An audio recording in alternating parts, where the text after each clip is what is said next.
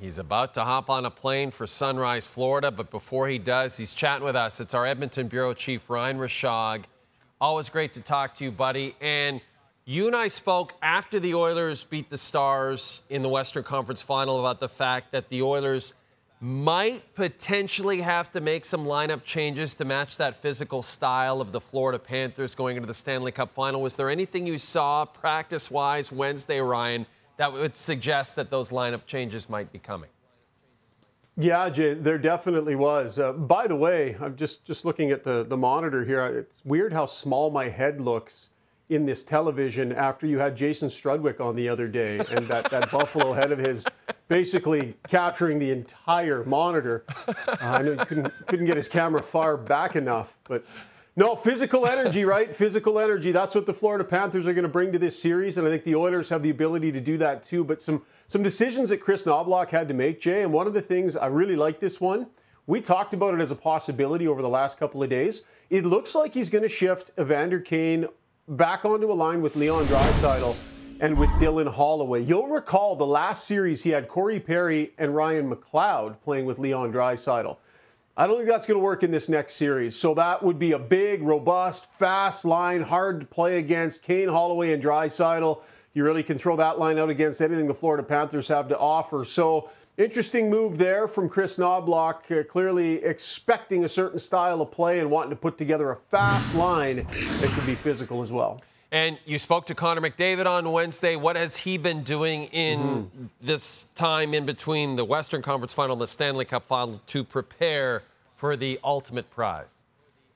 Yeah, it's kind of this funny balance, I think, Jay. I think the players do need to decompress a little bit because it's been 3 rounds of intensity. So I think physically you want to allow your body to heal. I know the players are doing that. They had a full day off yesterday, about a 25, 30-minute skate today. So it's a combination of rest, recovery, decompressing, trying to maybe keep your mind off of things a little bit now and then. McDavid, I asked him how you do that. And it's the little things, right? Taking the dog for a walk, just trying to feel normal because there's this big thing, man. And they're about to go do this huge thing for the first time for a lot of these guys. So I think the job they do in this time off of healing themselves, getting themselves mentally prepared. Matthias Ekholm talked about how his first run through the Stanley Cup Final with the Predators, it was like there was so much stuff going on all around and media and friends and tickets and this and that. By the time they got to playing hockey, they'd almost kind of forgotten, like, oh yeah. And they got down in that series, Jay, and that was a big regret that Ekholm had.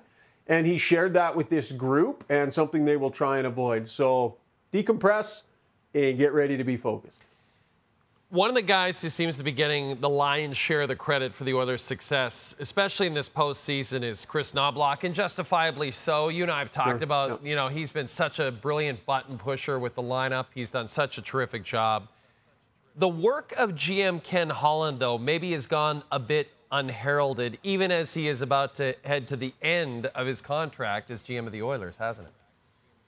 Yeah, I think so, Jay. And full disclosure, like it's not the most popular thing in town to be saying. Like Ken Holland has taken a lot of heat in this town for a guy who's gotten his team into a conference final 2 of the last 3 years, and now into a Stanley Cup final.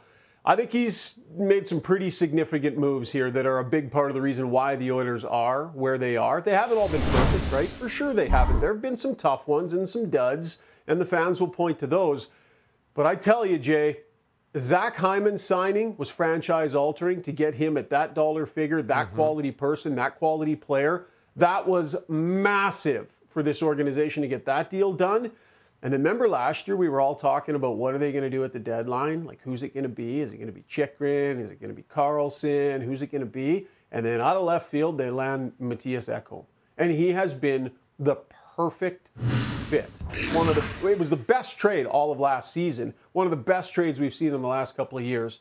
And I would submit to you, Jay, that without those 2 moves, no chance the Edmonton Oilers are where they are right now. And Ken Holland, if the Oilers were to prevail in this Cup Final, would be the 9th individual to win 4 cups as an NHL general manager. Ryan Rishaug, travel safe, okay, buddy? I will, and contrary to what you and Struds think, I'm going to be just fine on the travel there, buddy. I'm ready to go. I'm taking my vitamins. I got this. No sicknesses, no injuries, 100% the whole way. And that's why I sent the Bell Media jet for Ryan, because I want to make sure he gets there safe. After the break, Pierre LeBrun will join us. He's given up the Bell Media jet. He'll talk to us about some off-ice stuff. Plus, massive upset at Roland Garros. We've got that for you next as well.